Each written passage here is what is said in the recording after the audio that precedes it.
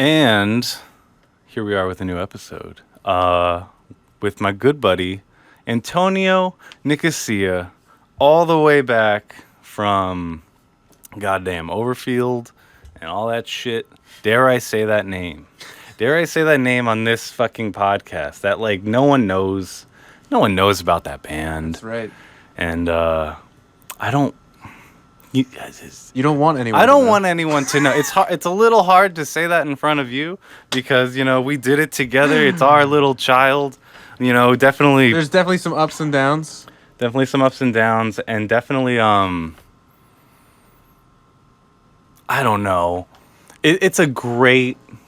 It was a learning experience. That's what I was gonna say. Like, I don't think I learned more in another project than Overfield, for sure. Mm-hmm. It was experimental. We had like a different genre every track. It was stupid. compare like King of the Jungle to, like, you know, Leaving Home. Dare I say the titles? Say it.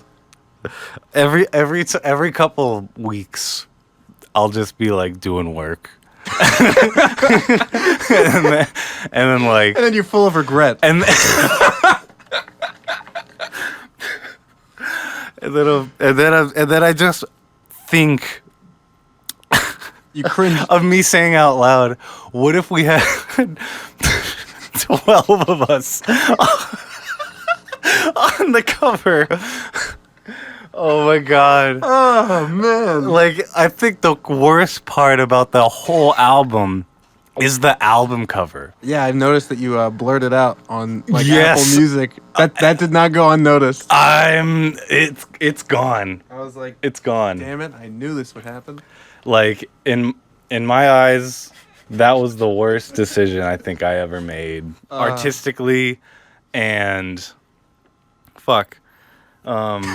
Well, I'm glad that I was a part of it. Yeah, I'm glad that we lived through it, uh-huh. and I have someone to tell the tale with, and it wasn't just, like, me, you know, going, doing this. Like, it wasn't just like, oh, my first solo project. I wrote about a fictional setting of someone moving in. What a terrible band. Hold on. It wasn't that bad. No, it wasn't. There was definitely some ups and downs. Yeah, I think in the songwriting specifically, there were some ups and downs. I love every bit of that band, maybe, but, like, I also am I've never cringed more of something. Like, I'm just trying to. Yeah. My brain is so scattered with a million things because you got here and we worked on some stuff that we're gonna talk about later. But, like, you got here and fucking, I didn't bring up anything. Like, you're wearing a Jumpin' Juvie shirt. Like, the memories are like, we're going to come back. And then, like, as soon as we start talking about it on the show, I'm just like, oh my God, there's so much to say about this fucking band. And so now that we're past the oh my God things about it for now, like, my best things I got out of it was probably, like, how to write a song. Like, just, like, to be like, here's the verse, here's the chorus, here's the second verse, and here's how the chorus coming back in, you know, and then an end part. Like, your basicest of basic songs was just easy to create in that setting. I don't know why. And, like, right now, I feel like I cannot do it the same way. And I think about writing fucking, like, funny stories riff or, like, whatever the fuck riff, and just, like, going and going and going, like, for, like, only a half hour and the whole song's done or some shit. Because that's how it was for Overfield. Yeah, it is how it was. And, like, now, I can't write a riff. And if I'll write one riff, and then that's it, and there's nothing that can build from it, and anything that does build from it, it's like just lowers the intensity, or it's so weird. Yeah, I think what made it easier at that time to write songs for us was that, like, this was your experiment with, like, playing guitar as a lead guitar player, and I feel like when you learn a new instrument, you're at your most creative peak because you don't know enough about the instrument quite yet And like that leads you to a place where you're like, I can do anything. Yeah. But like now when I play piano, I'm like, I don't want to write a 1/4 progression. Yeah. Boo. Like that's basic. Like I don't want to do that. Like something like that. So I feel like when you first pick up that instrument for the first time, it's just easier. Like I just recently started playing guitar a little more. And I wrote 2 songs in a week, just like what you said. Like, Yeah. like wrote the music and then wrote all the lyrics in like 30 minutes. Mm-hmm. You know what I mean? Because I'm not used to playing guitar. So I feel like at that time when we were really, I guess, like experimenting with different, instruments and singing in front of people for the first time and writing songs with lyrics for the first time, like it just came easier because of that. Also, there was no any. First off, there's a lot of ignorance. Yeah. There was a lot big of time. to like even just like make those songs and be like that. Yep. And not only that, but we would like write a song. We'd be like, all right, oh, we wrote it? Record it. Yeah. Record it right now. Right now, we're recording. Look, we haven't played it even twice yet. We're Yeah. recording it. Yeah, and then we'll take like 5 months to try and record it. Yeah. As we're like rewriting it and stuff at the same time, which I think was a great idea still to this day. Like we had the ability to do that. I think that was a great time doing that. Yeah. Because like I would love to do that right now, and like that's how me and Brandon and Francis wrote "People Eating Fruit." Yeah. It was just like, hey, I wrote this beat. Do you have lyrics? Write lyrics right now. And then like 5 minutes later, Does Brandon write the lyrics? Holy he is really talented. Brandon, I think I maybe mentioned Brandon once every time on this show. Like he is such a goddamn.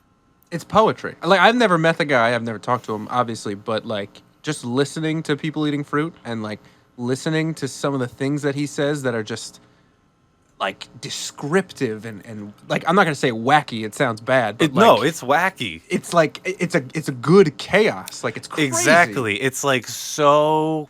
It's like you're listening to someone's thoughts, like fully listening to someone's like thought stream. Yeah. And it's like fully being reciprocated. Like you're totally understanding someone's like, here's this word vomit, and you're just eating it up, no problem, because it's just so exactly written like someone's thoughts. And Yeah. I don't know, he's just so like literally I'll have him over and be like, I have this song. And then he's like, all right, give me 5 minutes, and we're talking and laughing and whatever.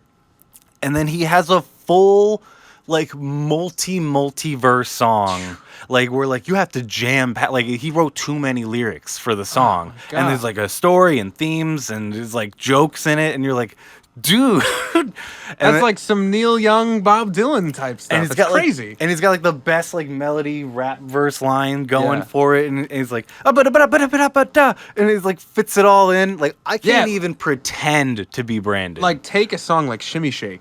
Like the melody for it is so catchy, and then on top of like everything else that he's saying, it's really good. I like that song is so fun. Like I took a lot of inspiration from that. There's like this weird song. Do you remember Felix Cosgrove? No. Like he was like Master Aardvark, like this trippy animator dude, don't think and so. these crazy animations like the Elephant's Garden and stuff like that. And there was this like music video, and that I ripped off that bass line from whatever song it was, and because it's such a good bass line. Oh my god! So that had a lot of mixed efforts into it, but when it came to vocals and lyrics, oh my god! Like there was no doubt. Like Triple Vision was written in like an hour, music and lyrics. And that was like a joke. Like, oh, do you know the song like Bottoms Up? Like you was in the club, bottoms Possibly. up. I when might have to go first back. met It's you, been a little couldn't bit. get enough. It was like a meme song for a while, and I was like, we could write a song just like that right now. And like picked up the guitar, like I started rush making the beat, and he rushed made the lyrics with Francis, and like I'm like, dude, this is so good. So yeah, I can never write like him. I digress. Where were we going from that? How did we get to Brandon? I think we were just talking about like writing songs at that time versus what it's like now to write songs. Oh, yeah, Like, yeah. Almost 10 years later now, right? Yeah. You started Oh. Overfield 2012, 2013. Yeah, 2012. Yeah, it was like It was senior year of high school. Yeah. High school. But that was insane. So that's cool. You're playing guitar now, Mm-hmm. and Yeah, a little bit.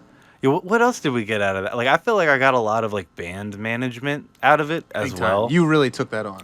Like, I took a lot of like That's a tough job.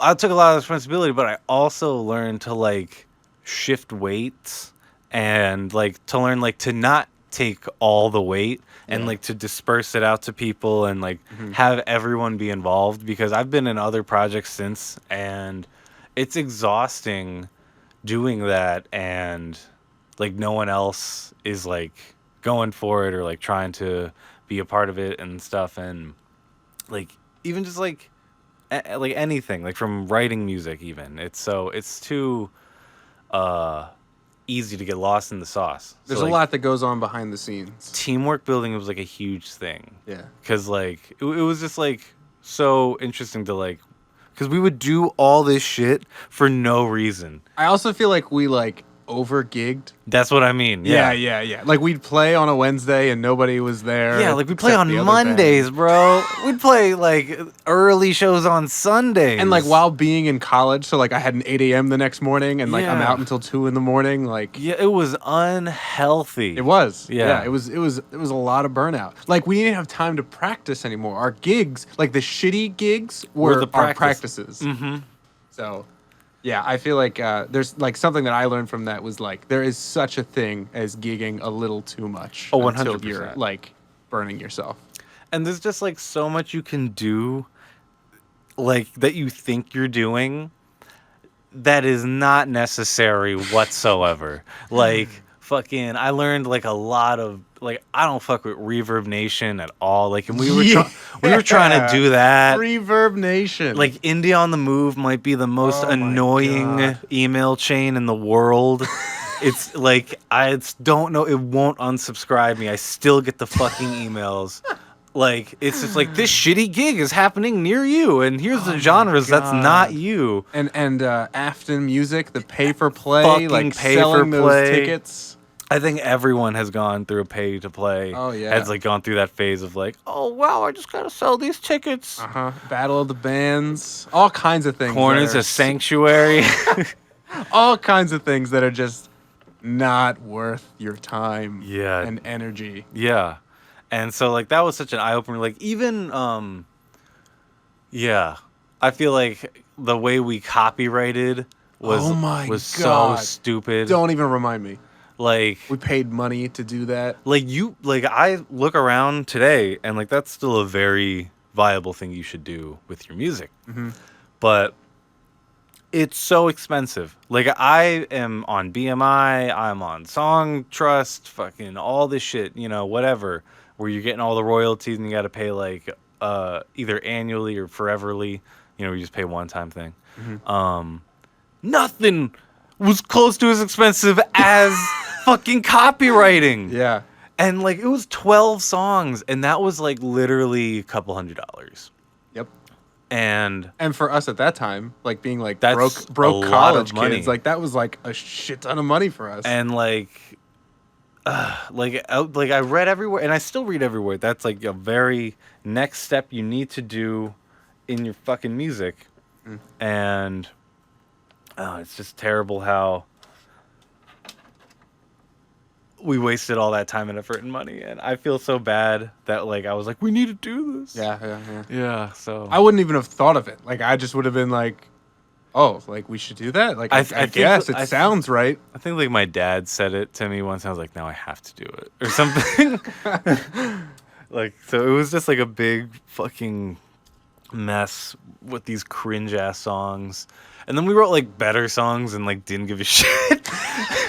Yeah, that's right. Yeah, for sure. We wrote like 3 really decent songs, and then they were. I think they're decent. I think they're good. I think For Now Mountain is good. I think Step Ladder's good. What was the other I'm song? holding Caulfield. I'm not. I don't like Holden Caulfield anymore. Really? Every time I remember the riff, I'm just like, what an asshole. What do you mean? I don't know. It's just the same thing the whole time. Well, sure, but isn't that a lot of songs? I know, but we didn't do it right. Okay. Like I've been saying this a lot lately. I just watched like this old video of fucking Dave Grohl saying, "Don't bore us, get to the chorus," you know? Yeah, I've seen And that. like listening to 104.5, everything is just a fucking chorus. Yep. And we were doing it wrong. Like everything's a verse. Like we're getting maybe somewhere. Yeah. And like that was the part that was like stupid. Like every time I listen to it, I'm just like, oh my god, it's like 4 minutes. And now I am so picky with song durations. It's crazy. Me too. I mean, just take our biggest example, which was the first song we ever wrote, Coming Home, being a 9-minute epic. What were we thinking? No, Well- you know what it was? well- I blame you. I'm going to tell you why. Yeah. Because when you pulled me into Overfield, you said, we're going to be like Pink Floyd, man. Like, we're going to make like crazy, cool prog rock stuff. I And then- said Death Cab. And then, I know, wait, you said that also. I called you and I was me and Tristan and we I fucking remember. called you. I remember, and you did say Death Cab, but you also said Pink Floyd.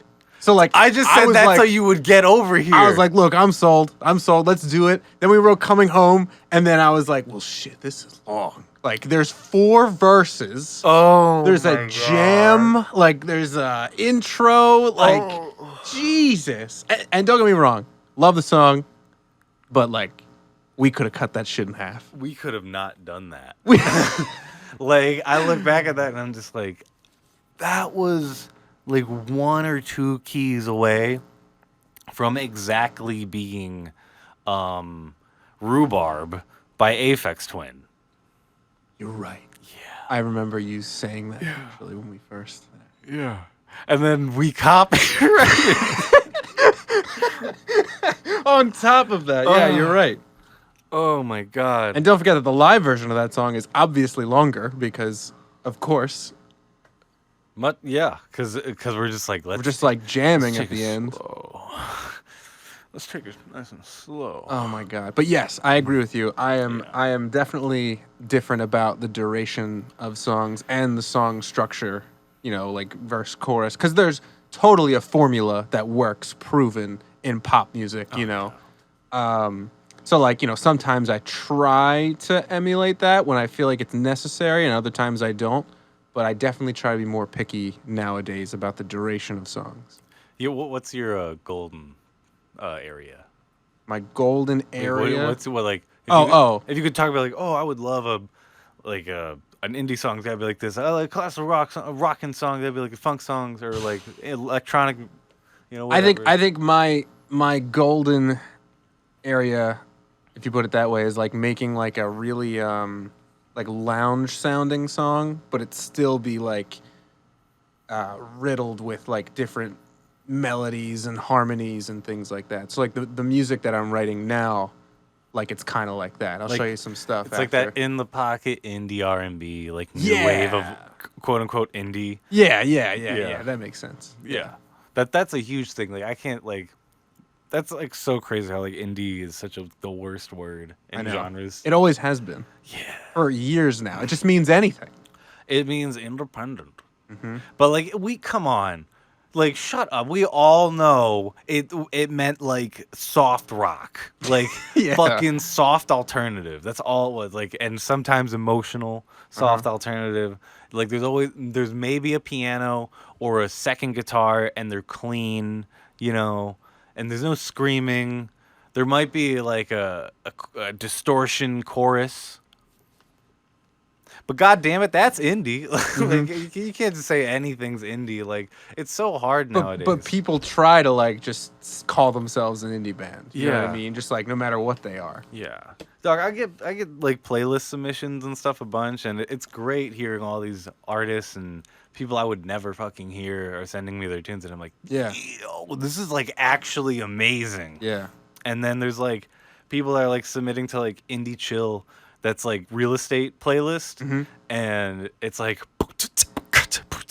it's indie, you know, like some super poppy echo voice, and you're just like, this is not, but yet like But if fine. But I will listen to it. but I will listen to it. But yet, like Naked and Famous, though, you know that you could say like that's like indie electronica. I don't know. I love divulging into genres because it's fucking gobbledygook at this point, you know. And like I don't like. What's your opinion on genres for at this point? I mean, they change over time too. Like when the Beatles were out, they were like a rock band, but now people are like they're pop, like clearly. But then like you look at their like later years, and it's like this experimental, weird. Like if indie rock music were a thing back then, they would be like the ultimate indie band. Like they would be called an indie band. I just think genres change and change over time. Same thing with like Led Zeppelin. They used to say that they were like the first heavy metal band. By today's standards of heavy metal, they are nowhere near.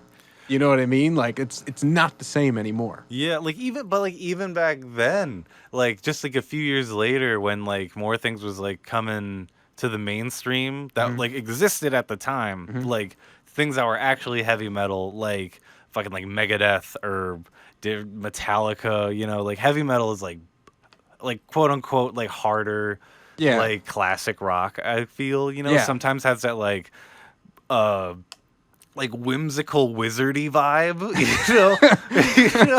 There's a lot of that going on. But I definitely see like Led Zeppelin as being in the just like rock. That's just like a rock band, if Yeah. that makes sense. Yeah. And same like Beatles, you could argue that they're an indie band. Right.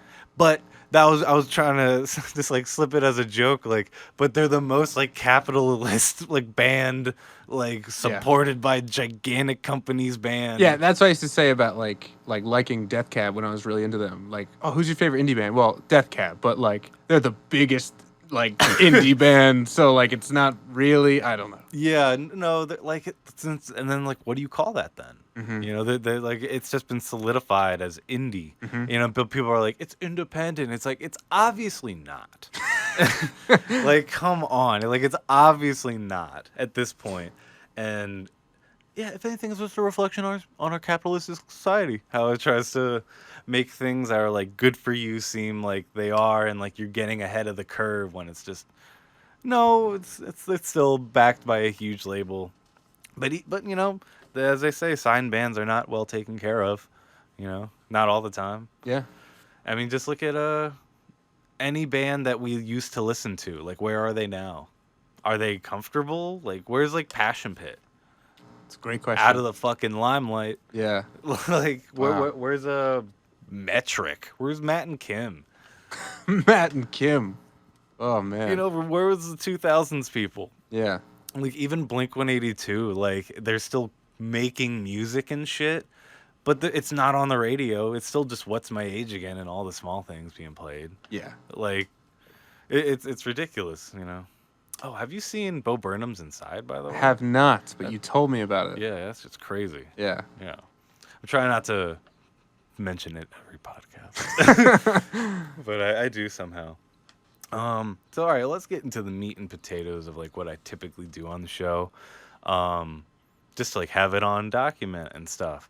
And I kind of forget too, honestly. So what was your like, oh, I'm going to start playing keys. Keys was his first instrument, main instrument. Yeah. And like writing music or like playing music or like trying to learn a song. Like what was that like coming of musicalness for you? Yeah, I just remember being in like middle school and like I didn't really give a shit about music. Like I feel like everyone I talked to is like, "Oh, I remember being in first grade listening to Green Day." Like I didn't really have that. Like it took me a little while. Fucking Keith was saying like third grade he stared playing drums or some Yeah, shit. And I'm yeah, like, fuck. But I was in like 7th or 8th grade. I guess it was 8th grade. But I just remember like getting really into like the classic rock stuff, Led Zeppelin in particular. And then I like asked for a keyboard for like Christmas from my parents. And like I wasn't sure if I was gonna get it. Like I don't even think they like were even sure if I was like serious about playing music for real. And How did you get into the classic rock? Was your dad into that shit? Or? yeah, both my parents. Yeah, they've always been playing music. But I remember like there was like one Led Zeppelin song. I don't remember what it was now, but I remember like asking my dad. I was like, "Oh, what is this song? Who is this?" And he was like, "Oh, well, it's Led Zeppelin." And I was like, "Oh, like I really, really like it." And then I remember the next thing I knew, we were like at Target or something, and there was like a Led Zeppelin like best of like compilation thing. Nice. And he was like, "Hey, you want this?" And I was like, "Yeah, let's do it." Because he was like, "You said you like Led Zeppelin. Like, let's see if you like this." And we got a sick. CD player. But that's basically how I got into music and like wanting to play, just because I was interested in learning. But I never like had a formal trainer or anything like that. Like I was just playing by ear and like watching YouTube videos of people play. But yeah, that's how I got into it. Nice, dude. And it just kind of elevated from there. Like, Yeah. did I forget? Were you writing your own stuff before Overfield at all? Before Overfield, I was playing with my friend Jim Tag Oh my in god. his attic. He would play bass and I would play keys, and we would just like cover Beatles songs. Oh, And we nice. would always say like, "Oh, we have to write our own song soon." And then we would try, and after like 10 minutes, we'd be like, "This is shit. Like, this is not working." So then we'd go back to playing a Paul McCartney song. But yeah, Overfield was the first time that we had, for me, that I had ever tried to write my own songs, sing in front of anyone before, which is like, for a first time thing, like that's petrifying. Oh yeah. Like I remember the first show we ever played, and I I was, still get the willies. oh thinking my about god, just thinking about it, like I'm just like, oh, it. I think that's one of the worst moments of my life. Is playing the fall acoustic at that first show, and Oh and my just dying God. inside every second. Like whenever like I started having like panic attacks, or like back in the day when I would like trip and stuff, having out a bad trip, that's flashes, and you're just like, not again. I just remember you weren't even gonna play that night. You were gonna play. I You were wish gonna. I died. You were gonna play a Front Bottoms cover, I wish I did. and that cover, it wasn't even out yet. It was Awkward Conversations, and we found the song on YouTube, and you had just learned how to play it by watching him play it, and you were gonna No do way. that. I had learned it by the first gig. Well, you were planning on it. I don't know if No you. way it was the first gig, because I feel like I think it that was was. way later on. Sure. Not like way later on, but like we didn't go to a lot of front bottom shows at that No, point. we didn't. And- But you saw them with Mike. Remember? First, but And they that's- did not play Awkward Situation. They just played the first full album. Like, Yeah. that is the one fucking band I have like a pristine memory for. Yeah. Because that is like right before the fucking has taken over completely and fuzzed everything up. Huh. So now it's like, boom, yeah, no. Awkward Situations like was like more towards the summertime, because it was like, maybe the new album will have Awkward Situations on it. Remember that? Yes, It yes. came out on prom. Yes, it did, and it didn't No, have the that. leak came out on prom. Yeah. The leak came out on prom Yeah. night. Yeah. That shit was crazy. But that song wasn't even on the album. yeah, it wasn't. yeah. So we were like, what the hell? Yeah. I tried to, I think it was like some front bottom songs for sure. And I was just like, nope, I forget it. And I'm going to do this instead. And you did it. And it was the worst decision I think I've made. So, Transition. segue. It's like, and that's where like the fucking ad break is or some shit. It's like, hey, check out Anchor. Oh my God. I'm actually going to do that. That's fine. So people are gonna like be laughing right now, like, wow, he really did that. So anyway, so I felt like the same way when it comes to writing songs, because I just played Blink tunes with like Mike D'Angelo and Alex Yeah. Susan, Yeah. and then like writing my own songs. Like, I think because you wrote all the lyrics to Funny Story, right? Yes. Like, I wrote the riff, and that was like my first time writing a riff. That was like good. And I remember. Yeah. I remember when you sent it to me, and you were like, "This is gonna be our hit song. Like, we're gonna call it hit song until we have another title. Like, this is the one." it just had a good sound, you know? It was my first time playing like Jesus chords, because like that's exactly what it is. Like, if you play Funny Story like half speed and like just pick out the fucking chord, it's just like, let's just all bow our heads, you know? And you're just like, yeah, okay. So that felt so good to me, and like but like writing lyrics is still pulling teeth to me. Like, I literally had to write up like an entire universe, and now I'm writing about the universe, and that's the easiest way I can make lyrics now. Is like, if I'm like, okay, I'm a character, I'm this character, what's happening, Yeah. sing about what's happening. Yeah, that's fucking crazy. What's your process for writing lyrics? Well, I feel like I've gotten better at it as time has gone on, but like my approach for a long time was like, don't try to come up with words. Just let it happen organically and it'll be great. Because we wrote Coming Home together and that was pulling teeth. Like we were just like writing words that had made no sense, that did not go together. It was just matching the dreary like vibe. Like it I was just remembering like the lyrics to Coming Home. yeah, right they're now. so bad. They're shitty. Just like I was like, wait, what's Remember the we lyric? stayed up. It was our first The practice. wind blows. Yeah. Like this song blows. Like it was our first practice and we wrote that song and we stayed up all night writing that song. Yeah, I remember It was that. torture. But like I was like, I can't do that ever again, basically. Oh, but man. now and for a long time it was like write the music first, let the melody come to you organically, and then that will create the map for which you will build. And then just let the words come, and they did. But it was hard to get into that space because the whole song would come to me in like 20 minutes. Like I wrote Funny Story in 20 minutes. I wrote Hideaway on the Protagonist EP Oh, in nice. 20 minutes. Like that's how those songs would come to me. Like I'd just like play the chords over and over again. A melody would come just totally organically and the words would come and like I would just write them down real quick. Didn't even feel like I was writing it, and then all of a sudden, boom, I had a song in front of me. Like it was like a flash of creativity. Yeah. You know what I mean? I get that nowadays sometimes. I've written my best songs that way. My lyrics, I feel like the best lyrics I've ever written come out like in that organic process, like somewhere from the subconscious. And that's how I've written, I think, most of my songs.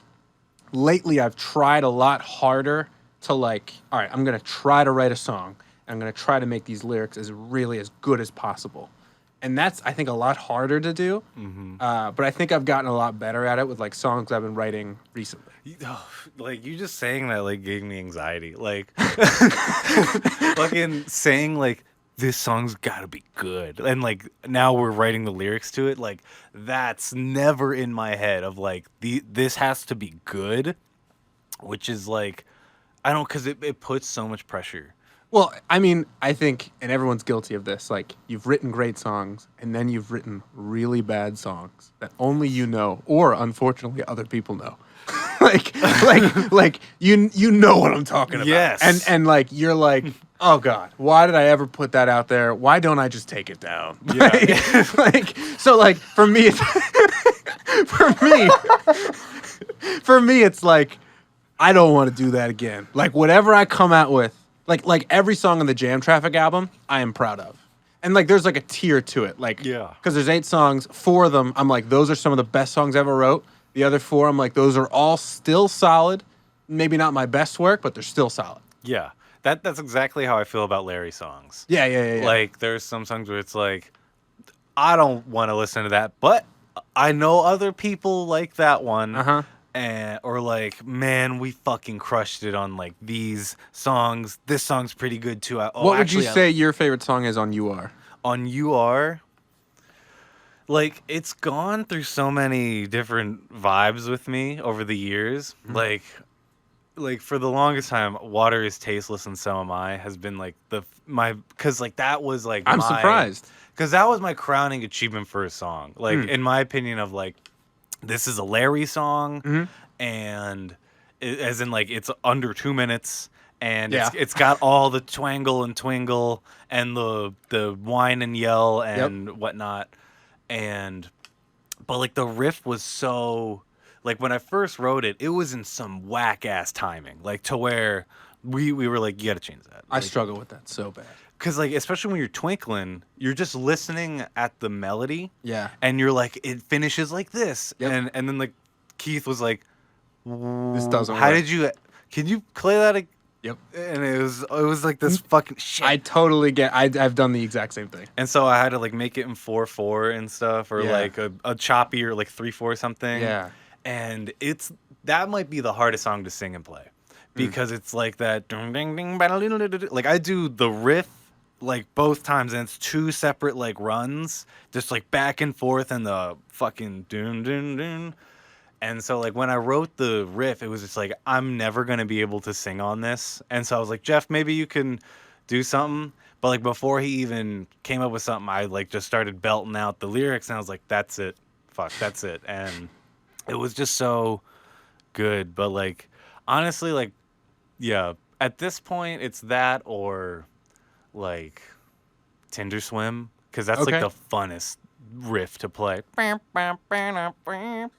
my favorites on that one I'd say are probably ones that you probably hate now, but like Marijuana, Ghost.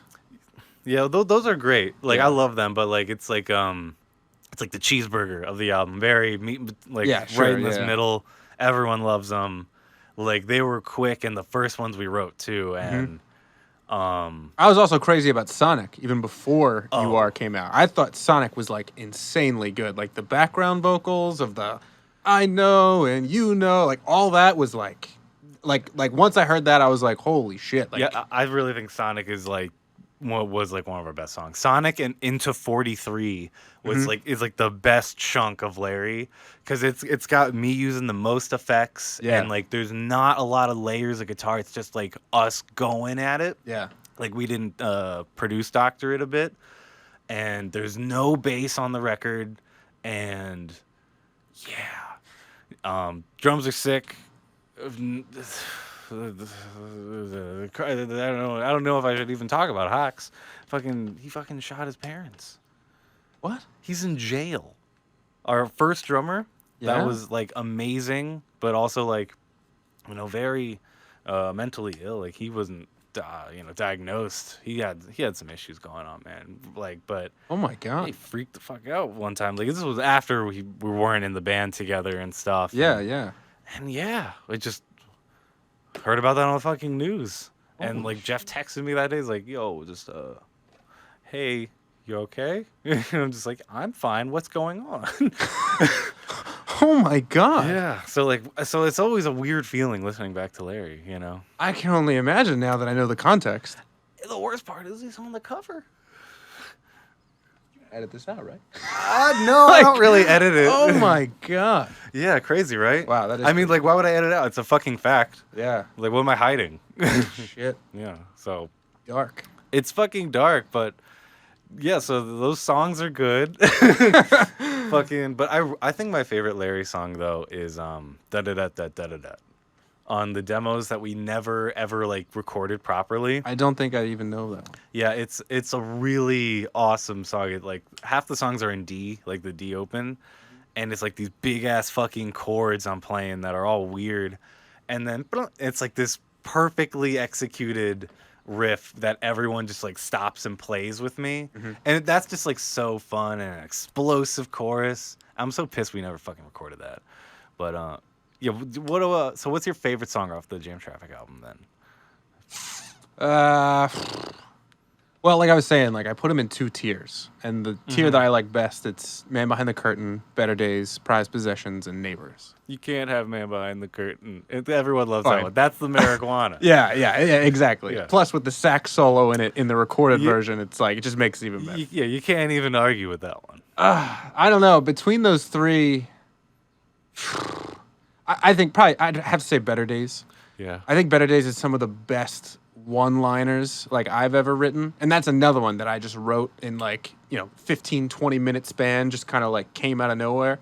I always think that like songwriting, at least for me, is always like a direct reflection of like what I'm listening to and like what my musical diet is, and like what's going on with me personally. And like the music piece is obviously reflected in the music that I'm writing, and the personal piece is reflected in the lyrics. You know, but yeah, I'd probably have to say Better Days. That's a really that's like the song I probably heard the most off that album.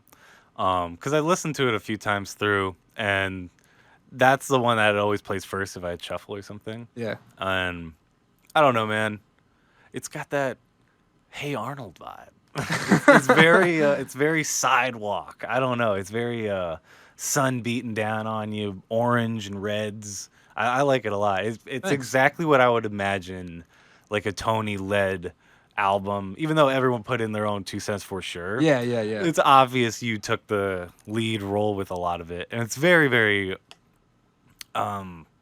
exactly what I was hoping for. Yeah. Like I was like you guys doing your own thing. I was like, yeah, cool. They're gonna keep making music, but then there was a part of me that's like, what if it's like, uh, what's the second to last song we had on the album that was like weird? Oh, You know what I'm talking about? someone. Someone. Yeah, it was like Yeah. real like Noir. they're just like full of regret, just like cringing so hard I break a rib, like really terrible. Is that your Hey There? The fall.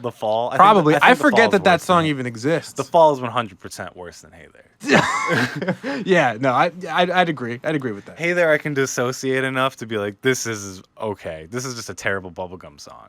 Yeah. But like, The Fall is just an actual terrible song. like terrible. Like did I leave it in there? I'm not sure I did. I think I may. If you left it out, it is not missed. We'll tell you that. I really hope Past Paul was like, not you. Not today. Just not Not you. ever again. I think I may have left it in there because I was like, oh, it's 12 because of the Right. tracks. Damn it. Damn it. Oh my God. So yeah, someone's your. Yeah, crin- probably. I don't even remember that one. It doesn't even like stick out to my mind really. Like I think of like Coming Home as like a poorly written song. The music I think is very well put together. Like all those riffs going on. Like it's just like really Very cool. very cool. Like, but lyrically it's like and Lyrically, song it's like, structurally what are we I'm like, doing? why did we even attempt this? What? But people liked it, which is all I could have asked for at that time. You You're know what I mean? goddamn right. And I liked it at that time too. I just remember the Red for Drums EP was. Oh. Did I just send you back to 2012? You hit me. Memory Because- unlocked. Because originally Funny Story was out and that was it. Yeah. And then we were like, all right, here's Red for Drums. So then like the new song that people liked was then Coming Home because that was the first time they had heard that recorded. Yeah, yeah. Cause we've been struggling. Like I feel like that had potential. I really liked it. I feel like that had a lot of potential. Like totally redid the vocal, totally reworked the guitar. I love the ending. The ending was so fun to play live, like that like ending jam. That was kind of cool. Yeah, but but That like no made- one else wanted to play that song, and I was like, why? I think it's awesome. There was a lot of simplification for like, like Chris was just starting to play drums. Yeah. I was also just learning to play guitar. I wasn't doing Right. that much interesting shit on guitar. Yeah. So like I was kind of covering it up with pedals and stuff. And they're just to me like it got to like okay, we're jamming, here we are, but there was no point to it.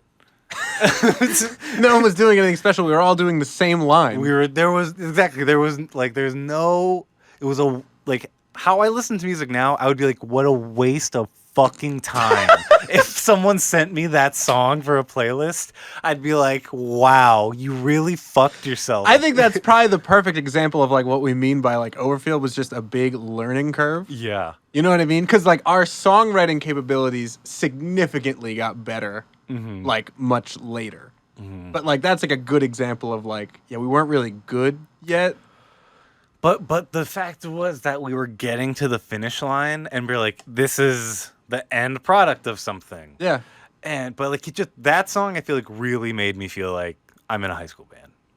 Like Wow, yeah, it like that's a good one. That's a that good made point. me like unbiasedly take out of my like I'm a rock star like and I'm 18 vibe, and Yeah. and like take a step out and just be like we are struggling.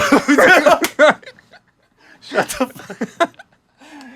Exactly. Oh my god. Man. Yeah, and I was just like, this is a thing. But the thing that kept us going, the thing that kept us going above all other things, was that we were better than Smile to Survive. Oh, jeez. I didn't even think you would say that name. Oh, who gives a shit, man? Like, I'm so cool with anyone who wants to hit me up from high school. Like we've just spent 44 minutes roasting ourselves. We could talk about that terrible band for a minute too. Oh my God. Shit, that was so funny.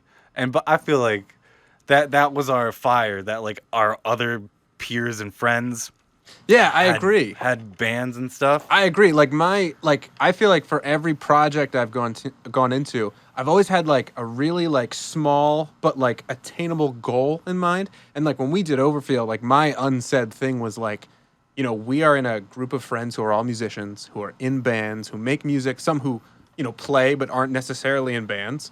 But like I want to contribute. I want to make music that my friends enjoy, and like that was achieved. You know what I Yeah. mean? Like that was like one of my fires, whether it was someone that I didn't give a shit about or it was someone in my friend group that I did, like whatever. Yeah. Yeah. And yeah, for me it was definitely a lot of competition.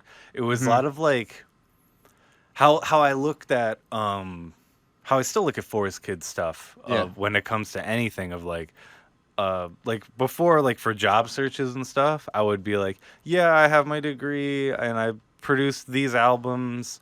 Also, here's my music. And it's like this gigantic fucking shit of music. Um, when like Overfield was this thing, I was just like, yes, I'm building up my fucking high school band. Like there was a lot of times where I was taking myself out of it and being like, this is my high school band. Fuck yeah, here we go.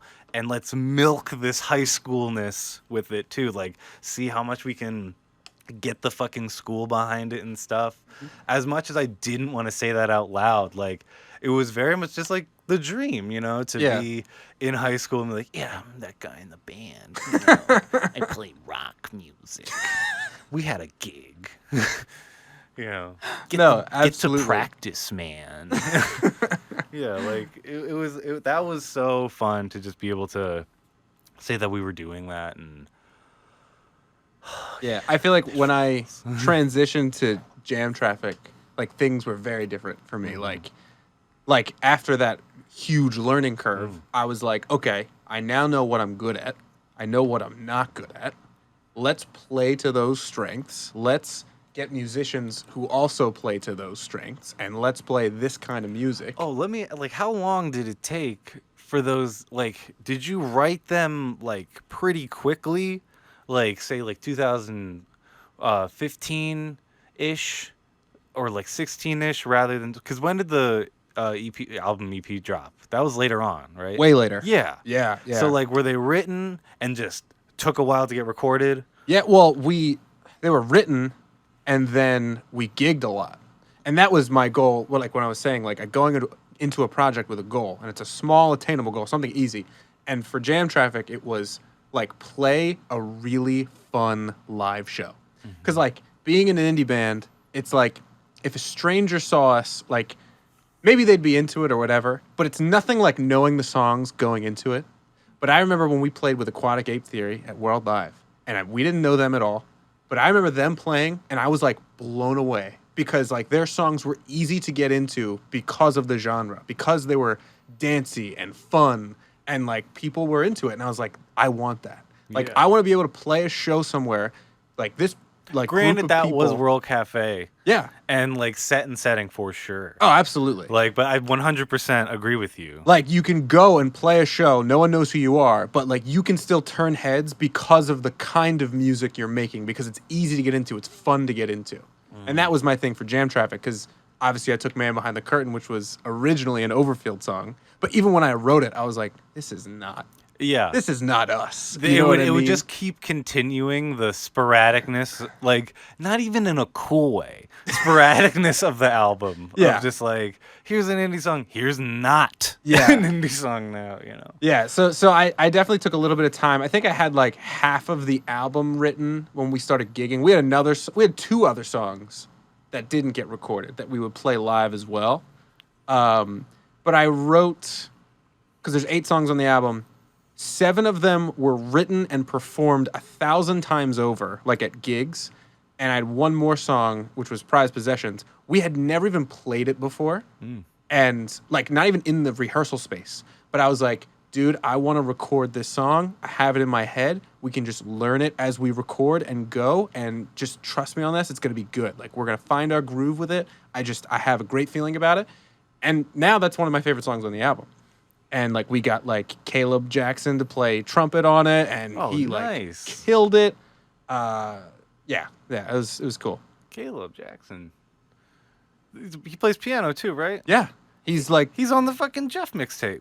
is he? I had a song from him like a while ago when I Yeah. was doing like compilations of artists and Yeah, stuff. he is mega talented. I mean, Yeah. his first instrument, I believe, is piano. But He made some really like experimental song, and like I produced it a little Tripoli like. Yeah. It's amazing. This dude's awesome. He's super nice. That's Yeah, he great. is. I haven't heard that name in so fucking long. yeah, I haven't seen him since pre-pandemic.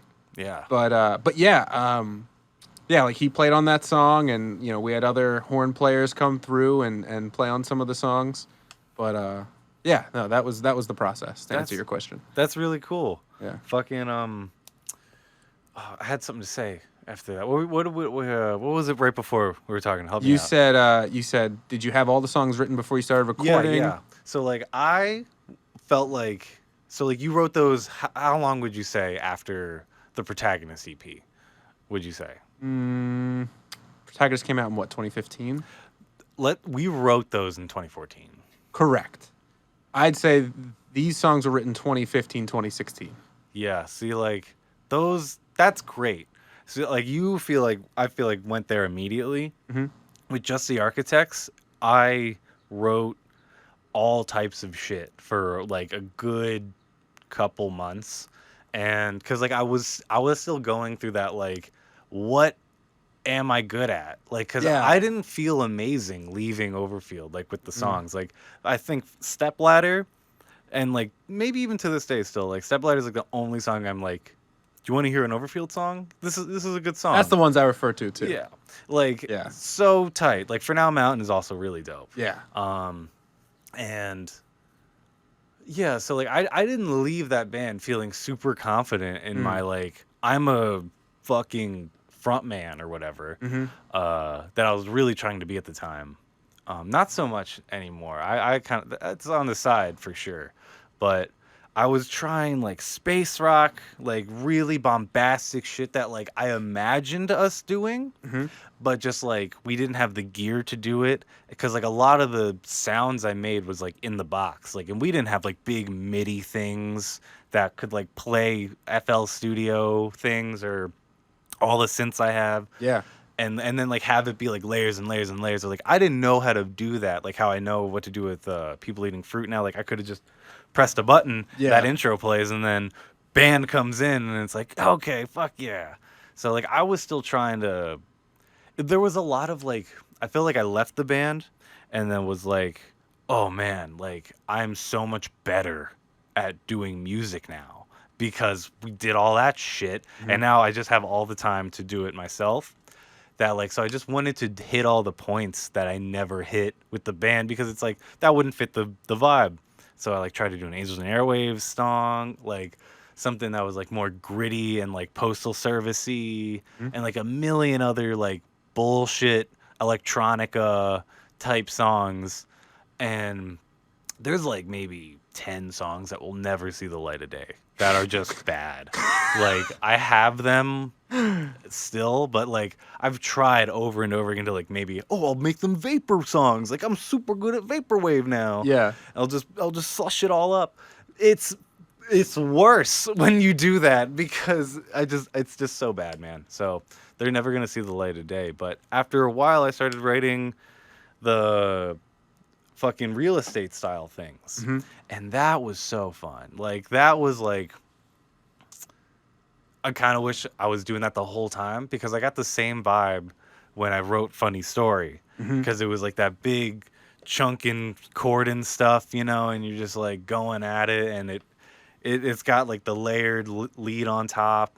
It was just so fun, and it took me a long time to find that voice, and I'm still finding that voice. Like I don't think Just the Architects has a solid discography at all. Really? I I have fond memories of Just the Architects. I mean, God, I can't even think of some of the names of songs now. Beechwood Castles, like that EP was good. I remember that's when you recruited Brian Quirk to be the bass player. Yeah, I tried to make a band like a million times, man. I think I'm gonna have Brian on the show sometime soon too. Yeah. Yeah. He's got some nice songs he's pumping out. I'll never forget the day that I met him. I was in a Rite Aid, and he came up to me and he was like, "Are you Antonio Nicosia?" And I was like, yes. And he was like, from Overfield? And I was like, yes. And this is like after Overfield like broke up. And I was like, who the fuck? Like, and he was like, oh, I'm Brian. I'm friends with Paul. I'm in his new band. And I was like, oh, okay, cool. That's funny. Oh man, like I think I had, yeah. How many times has that happened to you? Has That probably is the only time. yeah, good. I think I've had one time someone was like, "Oh yeah, like Overfield, right?" I'm just like, "Can we not?" There was another time I was seeing a band play at World Live. I think it was Dr. Dog. Oh, nice. And they had a free show at World Live at midnight. And I went with my dad. And somebody came up to me, this guy, Mike from Apple Juice Jones, which is this band that I play with Jam Traffic. And he came up to me. He was like, oh, hey, man. Like, gave me a hug and all this stuff. And I was like, oh, like, this is my dad. And then, like, he walked away. And I was like, Dad, I had no idea who that was. Like, he was like, well, you had to have played with him, right? And I was like, yeah, but I can't imagine. And then, like, later I, like, thought of it. But that was the only other time. Yeah, man. Fuck. I'm still surprised people know who Corners of Sanctuary are. Dude, how can you forget? I mean, Like, the fact that Keith knew who they were uh-huh. blew my fucking mind. So many great moments. Like the fucking Battle of the Bands at O'Hara. Remember that dumb shit? Oh, We God. should have won. That's bullshit. Who won? RFA? I hate them so much. Oh, God. only because it was like high school band shit. They were one of the bands that we were like, God damn it. Yeah. Fucking, they were always winning the Battle of the Bands and stuff. They had tight songs. Fuck Mm-hmm. it. Like looking back now, I was like, yeah, that's a way better structured Catchy, song. like, pop songs. That's an actual song. Yeah. Like looking back at our songs compared to their songs, it's like, what were we doing? We were like trying to write a song. Like they actually had songs. That's how it be. Fucking, I feel like, yeah, you really found your voice over the past couple of years for sure. And it's great to hear because like I could probably have a thing on shuffle and well, it's obviously you have one of the most like iconic voices, I feel like I've heard. Thank you. Like I've seen a lot of bands. No one sounds like Tony. No one sounds like Thanks. Tony, man. It's a good thing, and you're never gonna not know that you're fucking on the radio or playing. You know, because like you could be on shuffle and it's like Tony's singing. Like, Thanks. seriously, it's so great. So you really need to fucking keep doing that shit. Keep being an amazing singer because you got. I hate to say it because I fucking hate Michael Bublé, but you have that Michael Bublé like power and like recognizability, if that makes sense. In a good way that I don't hate. Yeah. Just don't make a Christmas album. Oh, no. Unless I'm you okay. get paid A lot. a lot. Then I'll be like, yeah, It would man, have to be a lot. I'll bop that shit every day. Like it's October. They're like, what are you doing? I'm like, oh, like I do that shit all the time though. I think that's the only song I sing to my dog the most. It's like, I'll be home for Christmas. I just look at it, it's like, I'll be home. And just like start petting her fucking crazily. I don't know why I'm plagued with that shit. Well, thank you. That means a lot. That's, Oh yeah, I man. really appreciate For that. sure, dude. Like you're a very talented musician, Thank you. and people need to check out Jam Traffic if you have not, and all the other things we were talking about. Do not go check them out. For your own good. For your own good. There's some songs that are okay. Yeah, for sure.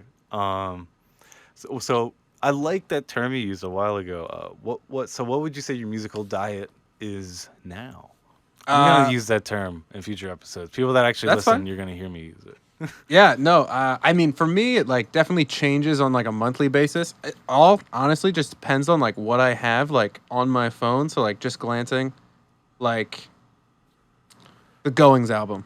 Like I'm crazy about What the an Goings album. amazing album! Amazing. Did Amazing. you hear the I'm episode with them? The I Dad did. Cast? I did. I'm so proud of Chris Kearney specifically because he's historically not a singer. And him and I went to Penn State together and we were in the same like music club. And I heard him sing there for the first time. I was like, wow, Chris is like pretty good at singing. And when I was listening to the album, he sings on Haircut 1000. Yeah. And I was so hype about that. I was like, fuck yeah. Yeah. Like Chris is finally like, like singing and like showing like his voice and stuff, like his abilities. But yeah, I mean, any band that Keith's in, like for some reason, is like so good. Yeah. Like UFO, Goings, Ringtail. Like he was in Larry. That's why I need to have another episode with Keith. Yeah. So we can just talk about Larry like this. Yeah. And I'm trying to get Jeff on too. Yeah. But yeah, man, Keith is just such a son of a bitch, man. God damn, he's got some amazing, just all around skills for everything. Yeah. And yeah, shout out to Keith, man. Big shout out. Yeah. But I'd say like Goings right now. I've been listening to a lot of Oasis. Noel Gallagher, he's like one of my favorite songwriters. Steely Dan is like probably like if there's like one band that I'd say like I model my music after, it's like all the jazziness of Steely Dan and like what they do. But yeah, like that's probably representative, like Dave Matthews stuff and DMB. dude, DMB. I've always been a huge DMB fan. Can I just say, can we just divulge for a second? Every time I try to describe Matthew Tatey to somebody, they're just like, "What?" Dude, he's the GOAT. They're like, "What are you talking about?" I don't get it. I'm just like, I can't explain it. I haven't seen Matt in years. I talk to him on occasion. I think I follow him on TikTok. He doesn't post anything, but I'm waiting. I have nothing but fond memories of Matt. Oh my god! I haven't seen him, I think, in like 7 or 8 years, but like, he's the best. I saw The Dark Knight with him. Dark Knight Rises. Uh-huh. What an amazing experience that was. What a character. Great guy. Mm-hmm. Shout outs to Matt. Shout outs to Jumping Juvies. Got the shirt on. I got the shirt on right now. Yeah. If you're listening, I hope they're listening. They're probably gonna listen to this one. I'm actually in the official Jumping Juvies group chat. Oh my god. Well, It's there just you go. me and all the band members, but we don't talk about music at all. We just talk about sports. So I'm an honorary member, basically. That's terrible. Y'all are terrible. No, I'm kidding. That's good. You got sports. You gotta have something. I watch fucking Let's Plays. It's all good. Yeah, you into that shit? Yeah, nowadays? Let's Plays are good. Well, I actually was really lucky because right before the pandemic, I bought a Switch, and like before that, like I have like no video games. Oh yeah, I got Switch. I'm starting to stream. Trying to. That's cool. Yeah, my girlfriend plays more than I do, but she like 100% completed Breath of the Wild in like 3 weeks. So did fucking Katie. Really? Or she's like an inch away from doing it, and she's like, "Fuck this game." Like there's some bullshit happening. Like it's so fun. I love watching her try to complete something 100%. She's trying to do that with Red Dead 2 right now. Oh, okay. And it's always like, yeah. So keep going. Yeah. No, but like she collected like all 900 Korok seeds Fucking and like ridiculous. 125 shrines. Like insane. Like That's insane. insane. Yeah. But like she plays, all the Mario games with it. We just bought the new Mario Golf game. Yeah. Really good. Can I say how much a fucking disappointment Super Mario Party is? I like Super Mario I Party. love it, but it's a tease. The boards are not very What's good. it? 3 levels? Yeah, 3 or 4, yeah. What an asshole. Well, they're all like just squares. Like there's no leveling to them at all. Like there's no fucking like. I think that's what crazy shit kills going it. On. Yeah, like I like the mini games. I like the special dice blocks for Lucky each character. Space is complete bullshit. there's no reason to land on a lucky space. I feel like it's not random enough. Like it's much more based on skill. Like if you've been playing it for a long time, you will win pretty much every round that you play against people. Yeah, for sure. Like because you just know, like, oh, I'm just gonna get the pipe. Yeah, right. I'm just gonna get the fucking pipe and just get it a million times because stars are 10. They fucked it. Like they need to have someone like me or like someone else who gets angry and like make their amazing new polished Nintendo game. Like it's looking great. Like kudos to Nintendo, but you're fucking up with this Mario Party shit. Like, did you see the trailer for the new one? Yeah. I think that looks promising because it's like a best of the N64 era. That's cool. Which I think is kind of cool. I so did like, not know that. Yeah, so they took the best like I according just saw to like them. a block that like there's a new Mario Party. Yeah, the best mini games of all. Like you take all of the Mario parties are on the N64. They took the best mini games of all of them, and then Oh, that's a good idea. 5 boards from them. I'm hoping that they're the best. They truly are the best That's ones. still such a small amount of things for a $60 game on a brand new console. It's true. Like a fucking cartridge where you go and slam it in your fucking thing can only hold like what 6 or more. Like there were like 7 levels on Mario Party 3. Like, and you're gonna tell me the new one has 4 or 5? Like I felt so gypped. I've said this once. Like in person, first time on a podcast, I'm coming at your fucking throat, Nintendo. Make me a tester, god damn it. But yeah, that shit's great. Yeah, watching Let's Plays and shit. What have you been watching? It really just depends. I watch a lot of YouTubers. I'm really into JonTron. You know him? He's really funny. Yeah, usually for me, it's like I'm watching Let's Plays of like old video games that I played like as a kid. Like I had the PlayStation 1, which I see right there. Oh, Is yeah. it not right? Yeah, Does that yeah. actually work? Yeah, I even got a Game Shark for it. Oh, that's sick. It's ridiculous. Yeah, so like I'll watch Let's Plays of like old games. Like I had this Digimon game. Oh my god, dog! It was so ahead of its time. Like you had a Digimon, Yeah. and if you treated it like dirt, it would die. And you'd start over. Like it would get sick. You'd have to give it medicine. It would be hungry. You have to feed it. If it got tired, it was like having a pet. Yeah. But it was like total, like chaos because it's on a PlayStation 1. So like it's gonna be shitty. Polygons and to grainy. some degree. Yeah.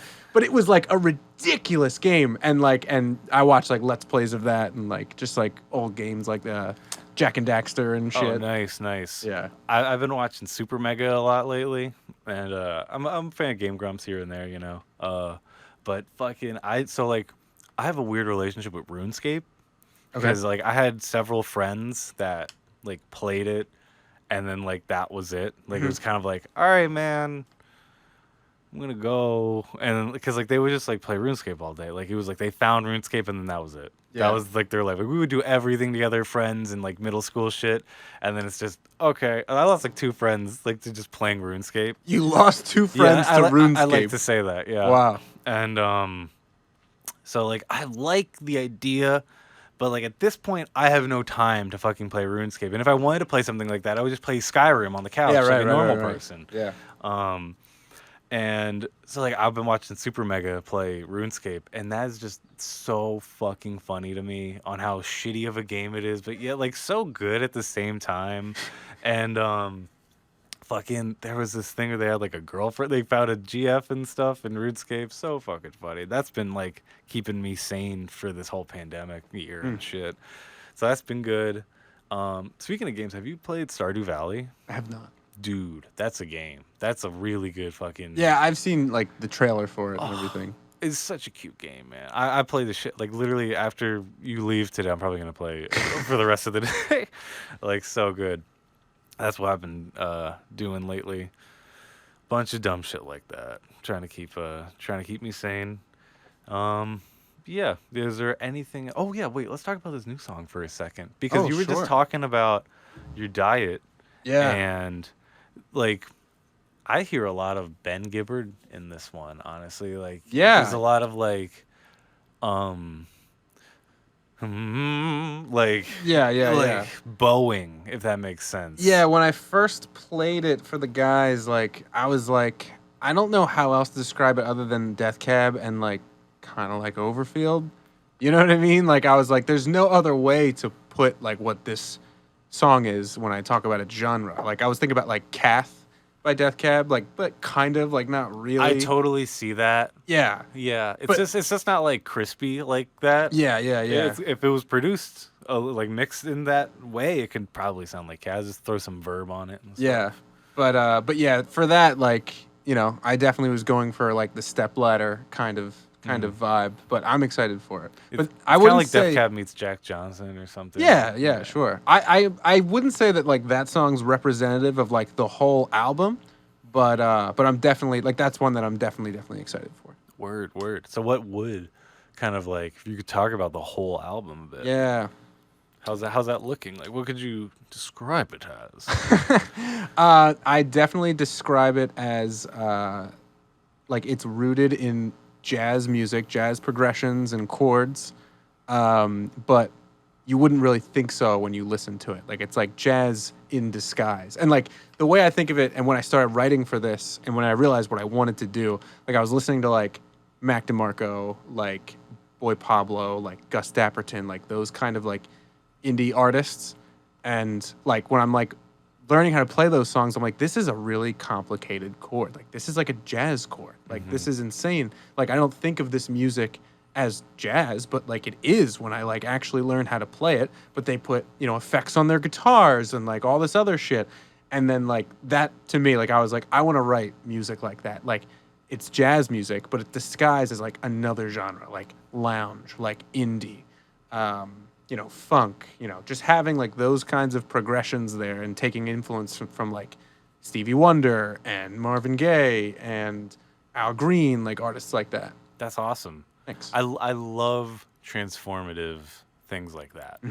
And that's kind of like where I'm at with vaporwave at this point with like plunderphonics and stuff like that, which is like taking like a sample of something and changing it to where it's completely different. It's its own thing, but you're not playing a goddamn thing. It's just doing it in a way to where it's totally remixed in a sense. But it's obviously you're probably just getting the mix down of the song. And so that's been my fucking one of my huge things I've been like really into. And because I always I kind of mention Mindspring Memories a lot as like this artist that really kicked it off for me to do this new genre that is like really doing me well. And like I'm so happy writing this music. It's so fun to make, and because there's like no walls. I mean there are, because like you have to have it in this pocket for sure to be like this is vaporwave or like this is slushy or mall soft, whatever. But like once it's in there, it's so easy to just literally do whatever you want in the box, as in like, oh, it's reverbed and filtered out and slowed and whatever. Now we can add whatever or like add on top whatever and take away. It's just so freeing, and that's been like a huge like fun thing for me lately. Is like that kind of transformativeness, and that I feel like there's some parallels there for sure. Like, have you been trying to have you ever tried to like write a song exactly like in a style of something? Like where it's like you hear a song on an album and you're like, I need to recreate this. Or Yes, like, but it doesn't turn out the way that it like that I originally intended it to. never fucking does, right? Yeah. So I've been trying to go 100% all the way full through with it, where it's like I'm gonna write this style song from this era, strictly that, to where like if you hit play, you'd be like, this could fit with that, no problem. And that's so hard, but it's so fun to do, to be like, this ain't it. Or like, no, I have to make it like this. Or like, oh wait, if I do it like this. Or like you look up information about the album and how they did it. Yeah. And you're like, oh fuck, okay, so I'll play the bass with a pick and use chords and stuff like that on the bass because that's what they did. Do you remember that like local band that you found out about that they sounded like exactly like Death Cab? The Subtractive. Yeah. I still have their shirt. Yeah, like they sounded exactly like if you put a song on like a new Death Cab album or something, I wouldn't even know that it's the Subtractive. Yeah, 100%. Like Yeah. that's a huge, like what I'm trying to. Yeah. Like That's like the perfect example. Exactly, because like I heard that and I was like, this is like exactly what I want to write. You know, is like because I wanted to be I tried to be in their band, and then like they broke up and like moved and shit. So I was like, whatever. Have you ever heard that EP? I forget what they call it, but like it's this band who's trying to sound exactly like Weezer. I think it's called like Zerwee or something. Like they did something, and it sounds exactly like Weezer. Like lyrically, like the pop punk, not pop punk, power pop, like guitars. I think I did see that and Yeah. listen to it for like a second on Twitter. Yeah, that's like another example of that. Like it sounds exactly like Weezer, and like it's I don't want to say a parody of it, but like Man. it's definitely intentional. Yeah. You know. And that's what I'm saying. Like, that's so fun to do and hard as fuck at the same time. I can only imagine. Like, I just wrote a song trying to do, like, self-titled Blink-182 sound, like the O3 sound. Yeah. And like I've been looking online on stuff and like that's revered, and I'm like, goddamn right, it's revered. I've been talking about that shit on the podcast, and so like that's really hard to do. Like that took me months to do, and like, I got a Zach Jaworski on there playing drums, and he does a great like Travis Barker style shit, Mm, and I'm like, play just like him, man. Like you know what I'm looking for. yeah. So that's like so fun, and I'm really gonna try and make a lot more pop punk, like power pop punk, a bit like how like what we're hearing today from Willow and fucking dare I say fucking who's that other guy that just made a pop punk EP with Travis Barker? He's like, Uh, now we're in the back seat of a black car driving home. And who's ever listened fucking knows what I'm talking about. Someone knows. He had that other song. They're all great. It's Hmm. so cool to see that like that's coming back in the mainstream. Hmm. Is like these pop artists are like, you know what, let's pick up guitars and hire Travis Barker to Yeah. fucking drum on my song, Yeah. and it's fucking sick. Definitely, what is on my radar right now is probably pop music. Of just whatever's on the radio for strictly like research purposes. Of like, all right, how is pop today? How can I write a song like this? How can I keep up with the times? Yeah. What am I doing absolutely fucking wrong? And Yeah. that is so informative. Like I used to not listen to the radio at all, and Yeah, I don't. that's why I got Like, ever. weird. I got all weird, man. I'm making weird music. I'm trying to make that shit everybody like. And it's hard. Fucking pop music is probably the hardest thing to write, in my Yeah. opinion. Like a good pop song. You got to follow the formulas. Yeah. The song structure formula, the duration of the song, the simplicity in the lyrics.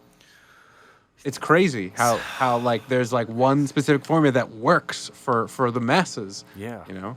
And you can kind of dance along it a little Yep. bit, but it's a really Gotta be a thin certain line. BPN, typically in 4/4, like Like even looking at like a Nirvana song being played on the radio. oh sure. Yeah. These radio edits are completely different than what you're listening to on Spotify and Yeah. on the CD. They're completely different. It's like the bridge is like halved. All the like breakdowns are halved and quickened. Uh, at least with like crazy pop songs. Like I Mhm. don't hear it in like the Evanescence song. I don't hear it in like a few other tunes. But it's crazy how like radio edits are everything, and that's now the default for writing a song.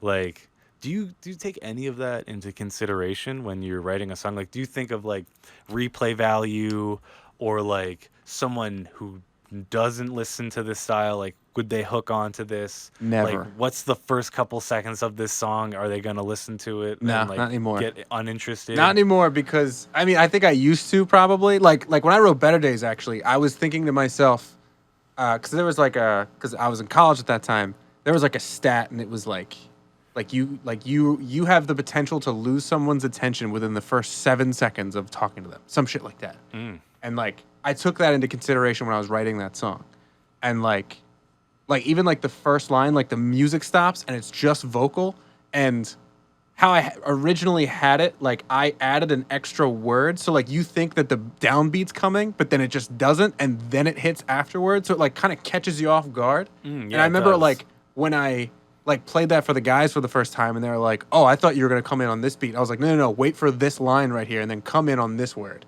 and like it like. I don't know, like tricks your brain a little bit, like because you think that it's about to happen, but then it doesn't, and then it waits an extra second. So I used to think like that, but like now, like going into like the next like project and album that I'm doing, like for me, like it's all about like intrinsic like motivation. Like I'm just trying to write the best songs I can possibly write, and if I'm good. All good. I'm just trying to write the best songs that I can possibly write, and like I want to be proud of it. And I don't care if it's like a replay value or whatever, but like in the same breath, I do want to make sure that I'm writing like good hooks and good choruses like to the song that we're doing together. Like I'm really proud of that chorus. But like a lot changed for me when I stopped thinking about albums in terms of like a collection of songs, and I started thinking about them as a collection of hooks. Like, yeah. how many hooks do we actually have? Yeah. Like, you can like a song like Man Behind the Curtain, but like, there's You're no waiting for that line. there's no chorus. Yeah, You know what I mean? Like, there's no chorus to that song. There's no hook there. I feel like the leading line to the jam, I feel like is what Sure. you're waiting for. Yeah. The fucking title of the song is what Yeah. you're waiting for. Yeah, yeah. I've been trying to just stray away from having any lyric in the title. Oh, really? How do you feel about that? Well, yeah, What's your actually, opinion on like how titles? Like how do you title shit, man? well, I've changed them recently, so I'll just show you the track list real quick. All right. So, like, I have a song on here that I haven't written yet. It's just the title. It's called My Best Spud. And, like, I have a song on here called Spud? Spud. My Best Spud. And then I have a song on here called Oh my god. Fucking alarms and shit going off. Something's Going Down. This just goes to show this is a real ass show. Or, like, I have an instrumental song on there, and it's called Pipes Like Ballo. Shout out to Joe Ballo. But it's like an instrumental song. It has nothing to do That's with hilarious because singing. Joe don't sing. Joe doesn't sing. And Joe's playing drums and guitar on that that's- song. Oh, that's awesome. Yeah, he actually wrote it, and we were jamming to it together. And I was like, dude, could this be on my album? Like, this is all, I really like this. And he's like, totally, like, let's do it. So, like, I just sometimes just come up with titles like one I have here is Solitaire Tournament at my place. But, like, the lyrics have nothing to do with that at all. So it just depends for me. Yeah. Like the song that we're doing, like Know It All, like that has Know It All in the song. That you need that. Okay, so I still don't have it in the title, but like there's certain aspects like when you're having, like when it's like a total hook, Yeah. you gotta have it in there. I agree. Because I have several songs. Yeah, I agree. coming out that are just that. You Yeah. know, and I recently released a song that's just that too. Yeah. You know, and. Yeah, you gotta have it because it's like, how are they gonna know if you Google it? You know, if you have like an introspective of calculus is like the title, and it's a song about berries or It's something. like on the last podcast you were doing with Goings, you were like, you know, you've made a mistake when you have to spell your band name for people. Like, you're like, oh, we fucked up here. Yeah. Like, they can't just easily look it up. Like, you gotta like help them find your page. Yeah, definitely. That's like probably the bane of my existence is like why I developed Forest Kids Collective. They're like, how can I find your music? It's like, well, you can look up Crossing Bridges or you could look up. So it's like, Yeah. you gotta have a simple elevator pitch or otherwise you're gonna just fall flat. You know, what was that fucking thing from that Death Cab live album that Barry Manilow said about Death Cab? It was like they were getting something signed by Barry Manilow from a friend, and the Barry Manilow was like, "Okay, what's the band's name?" And they're like, "Death Cab for Cutie." And Barry Manilow was like, "They got to change their name. They got to change that name if they're gonna make it somewhere." Right. It's like, all right, dude. So you take that with a grain of fucking salt at the same time, you know? It's like. What's like look at XXX Tenacon or whatever. Oh, yeah. I still yeah, can't yeah, say that sure. right or spell it right, but Yeah. yet you got that XXX in there, and that's gonna pop up first. It's almost kind of ingenious at the Yeah. same time. So yeah, names are hard. Jam Traffic's good. Yeah, it took a while to figure out that one. It took me months to realize. I'm like, oh my god, Traffic Jam. It actually didn't even, it didn't even really come from that. It was like I had on like AM radio, like the traffic, report or whatever, and the lady was like, "Jam traffic on the Schuylkill," and I was like, "Jam traffic."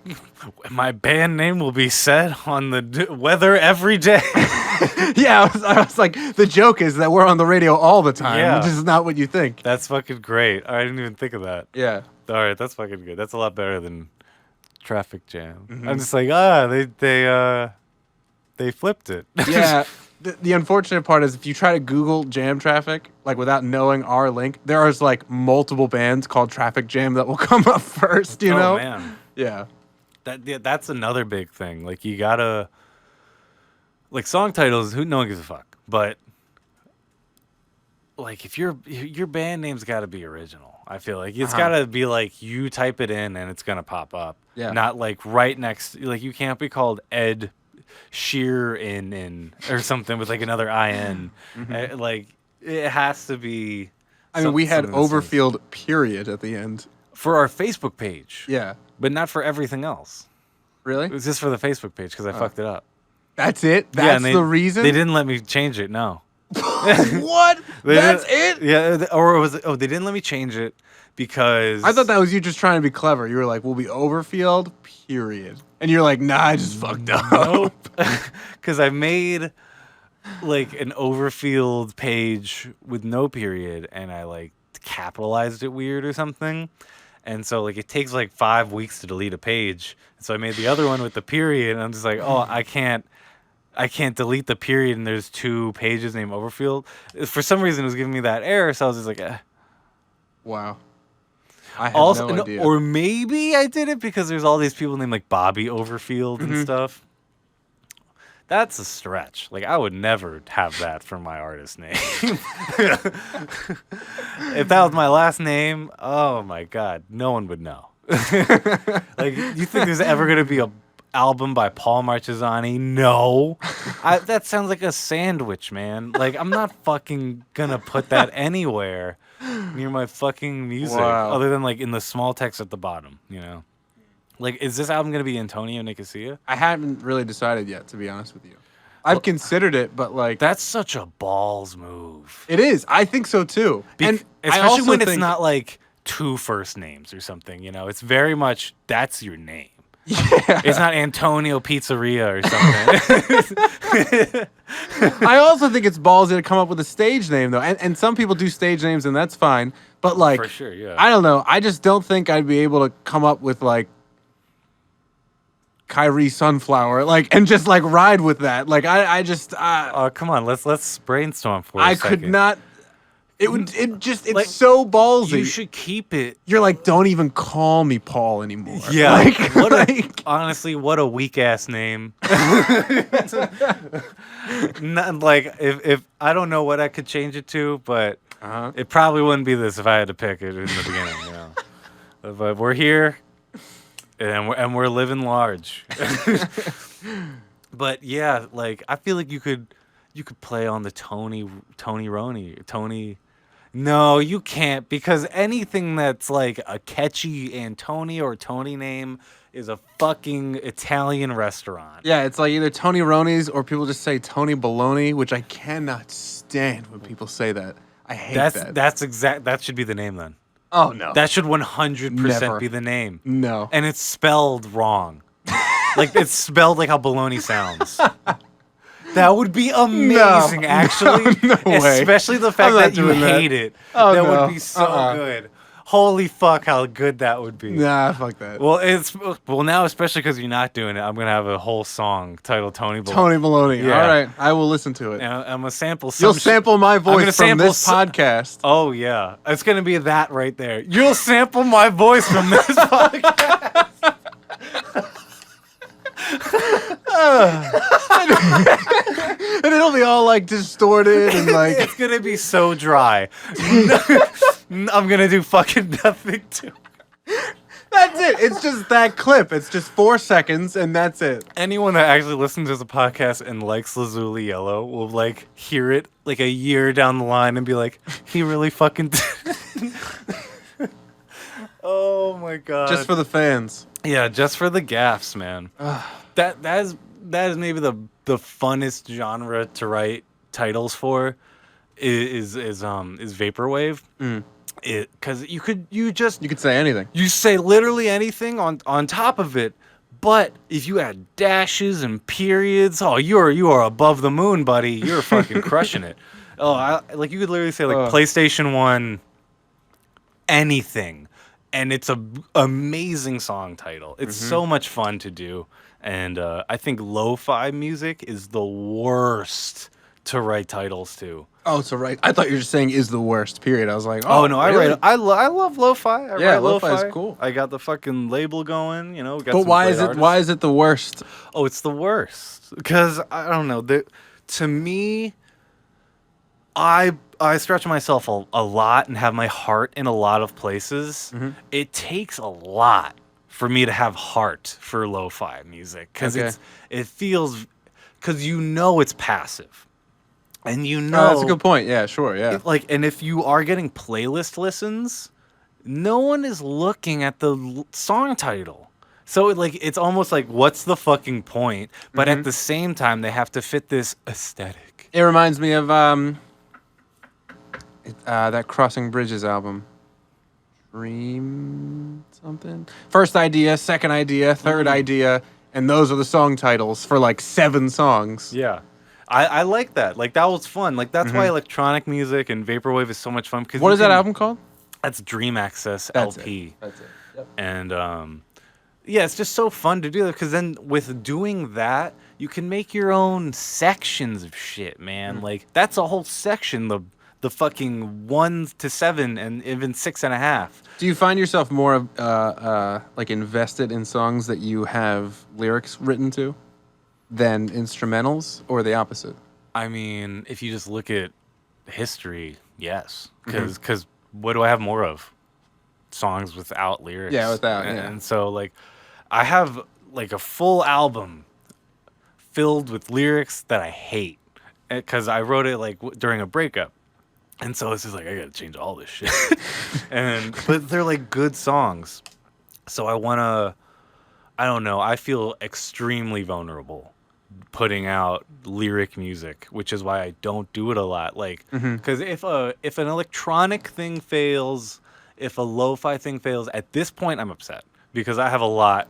I feel like I have a lot that resources to Yeah, a make lot of experience with my doing that too. at least in lo-fi. Yeah. But when it comes to like if electronic thing fails, it's literally whatever. It's like, okay, I didn't get it to the right thing. This is super niche anyway. It doesn't have a buff, buff, buff to it. Yeah. And whatever. I no skin off my back. I'm not that hurt. When something that I'm like I put my heart into, I sat down and wrote, I fucking sang it. I'm so much more on the track, I feel. And it's so much more of a you are shit feeling from like the world when it's just like no one gives a fuck. You go to the page and like no one's listening to that song. You go to the stats, it's like so low. Yeah. But like I'm just scared of those fails more than anything else fails because I can pump out another like wordless song a lot easier than I can pump out a word song. Yeah. That's how I feel. I feel Well, like I imagine. yeah, like it's just like it comes more rare, so I could treat them rare. Yeah, and I'm trying to get better. Like I'm really kicking up Just the Architects this year a lot, Cool. and I got an animated music video for this big collaborative album I have that I actually would like you to hop on Yeah. if you want to take a listen after this. Sure. It's got all these motherfuckers on it. People I've worked with through the years. You know, they're all super talented, and yeah, it's gonna be insane. Yeah, that's yeah. exactly what I'm doing with my album that you're gonna be Yeah. on. So each song has a different group of musicians on it. Yeah, tell me about that lineup then, because you got Joe Ballo writing a song. You got Joe you Ballow's got on the it. field on the one song. Oh yeah, I got the field on the one song. I got Pat Durkin from the John, Ben Abbott from Aquatic Ape Theory. Oh, nice. I'm gonna have some horns players, probably Caleb, this guy Chris that played sax on Man Behind the Curtain and Neighbors, and Feel Young Once also. Nice. Who else? Mike Lewis from the Juvies is gonna be on it. Of course.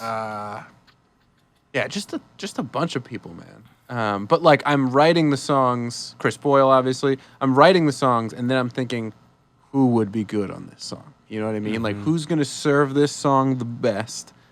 Let's make it happen, you know. Nice. So that's the plan. That's great.